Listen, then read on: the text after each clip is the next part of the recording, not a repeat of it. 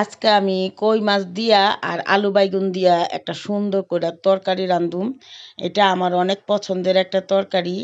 মনে করেন যে শরীরে রক্তমক্ত নাইকা এনেমিয়া হয়েছে, আর ডাক্তারে কইছে খালি কই মাছ খাইবা। যাক, কই মাছ অনেক পছন্দের, খাওয়ানোরও জুত হয়েছে। বড় বড় তাজা তাজা মোটা মোটা কই মাছ আনছে, আর ওইটাই আমি আলু বাইগুন দিয়া ঝোল করে রান্ধুম।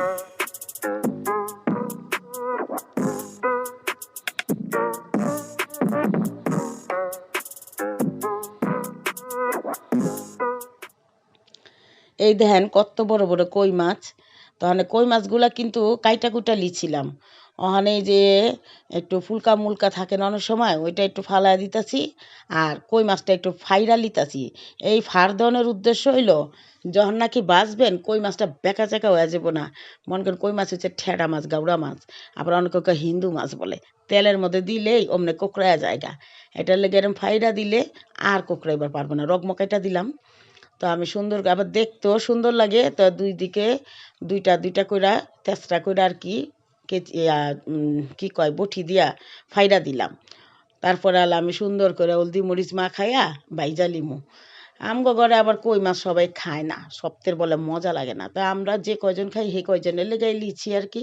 আর এখানে হলো আলু বাইগুন, 12 মাইসা বাইগুন আনাইছি, জামাইরে কইছি 12 মাইসা বাইগুন আনবার। 12 মাইসা বাইগুন চেনানোর উপায় হলো, সবুজের মধ্যে ওই যে ঘিয়া রঙের ডোরা থাকবো উপরের দিকে। যা হোক, মাছের মধ্যে আমি হলদি লবণ আর হলো এই মরিচের গুঁড়া দিছি নাকি কইবার পারি না, যাক দিয়া দিছি।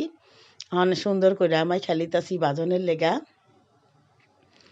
তা আমি সুন্দর করে মাখুম। আর আজকা কিন্তু আমি মাছটা একটু কড়া করে ভাজুম। কে লেগা, এই বাইগুন আলু দিয়ে রান্ধুম না, বাইগুন আলু দিয়ে রানলে কিন্তু মাছটা কড়া করে ভাজন লাগবো।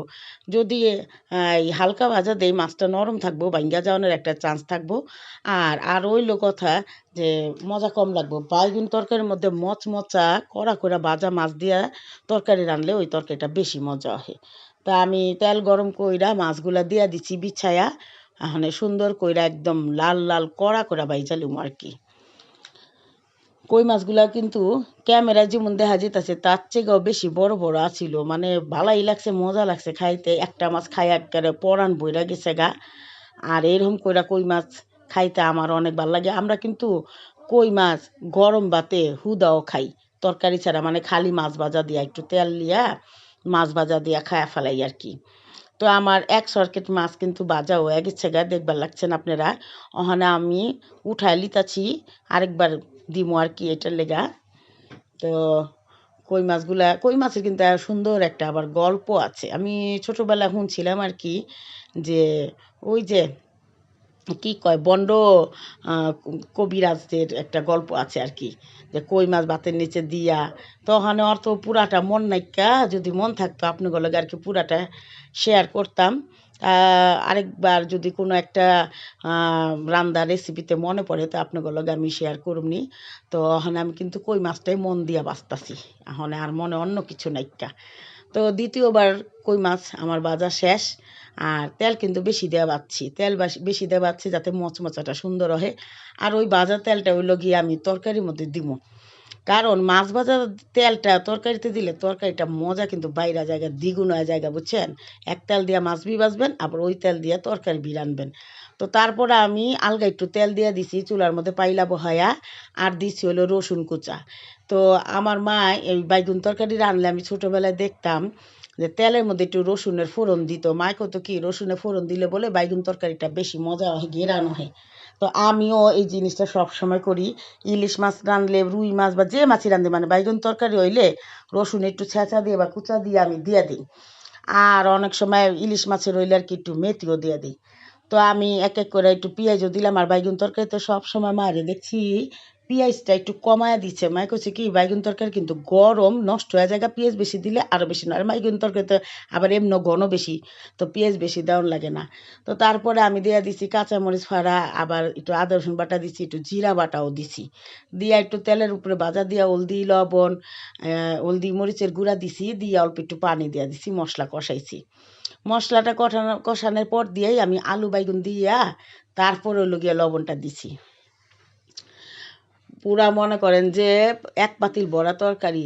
আর মাছও অনেকটি তাহলে একটু বেশি করে রান্তাছি বাইগুন তরকারিটা আমার কাছে আবার অনেক ভালো লাগে আর বাহি হইলে তো বাইগুন তরকারি মানে জবাব ছাড়া এইদিকে আমি আবার ছোট্ট একটা বাচ্চা কড়াই বহায় দিছি এক ডান্ডি ভেঙে গেছে মন করেন এই ডান্ডিওয়ালা কড়াইগুলো এই একটা ইয়া হালত মানে একটা ছুটা যাবো গা একটা থাকবো তা থাক তো ওইটার মধ্যে আমি একটু জিরা টাইলা নিলাম মানে বাইজা নিলাম আর এই ছোট্ট মোট্ট পিচ্চি পাচ্চি জিনিসগুলো না আমার কাছে অনেক ভাল লাগে এটা আমার মাও দেখতাম ছোটকালে ছোট্ট ছোট্ট ডিস্কো কড়াই ওই যে ডিস্কো কড়াই কয় যে ছোট ছোট আবার এরকম কড়াই মায় রাখতো মায় হলো ওই যে তরকারি রাইত করে সবাই খাওয়ানোর পরে যে অল্প একটু থাকে না ওইটা মায় হলো ছোট ছোট পিচ্চি পাচ্চি পাইলার মধ্যে ডাইলা ওইটার মধ্যে গরম করতো মায় বড় পাইলা মায়ের রাখতো না মায় কত কি ডাইল তরকারি এগুলো বাইরে হালাইতো আলাদা আলাদা ছোট ছোট আবার রাখতো পাইলা সুন্দরও লাগতো দেখতে আর এত বড় পাইলার মধ্যে এত যারা তরকারি রেখা লাভ কি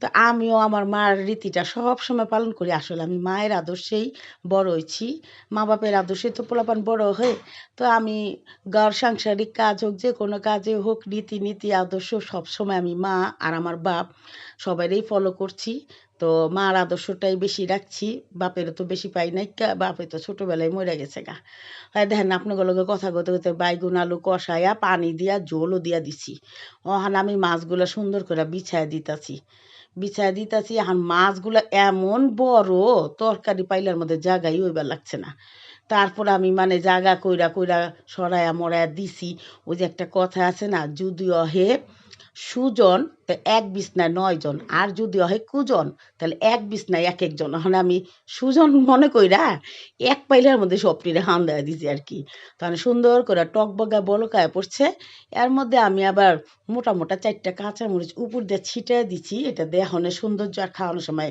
ডইলা ডইলা খামু আর টাটকা গরম গরম ভাজা জিরার গুঁড়া উপর দিয়া দিলাম দইনা পাতা দিয়া কিন্তু বাইগুন আলুর কই মাছের তরকারি মজা লাগে না যেই রকম মজা লাগে আপনার জিরার গুঁড়া দিয়া আর ঢাকায় মানুষের মন করেন খাওয়ানোর কিছু কিছু আলাদা বৈশিষ্ট্য আছে এটা অগরে আলাদা করে রাখছে এটা যারা ঢাকায় এগুলোকে মিশছে খাইছে ওরা ছাড়া আর বিষয়টা কেউ জানবো না আর অন্য দেশের মানুষের তো মনে করেন যার যার আলাদা একটা খাওয়ানোর রুচিও থাকে রান্নার বৈশিষ্ট্য থাকে ওইটা নেলে নাই কইলাম তবে সবার কাছে সব কিছু হিগনের আছে আজকের মতো বিদায় আল্লাহ হাফেজ